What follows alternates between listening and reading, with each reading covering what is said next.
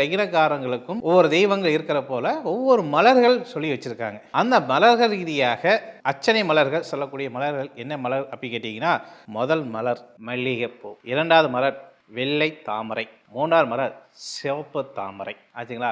இந்த பூ மூலமாக கருப்பருக்கு அலங்காரம் பண்ணலாமா? பண்ணலாம். அர்ச்சனை பண்ணலாமா?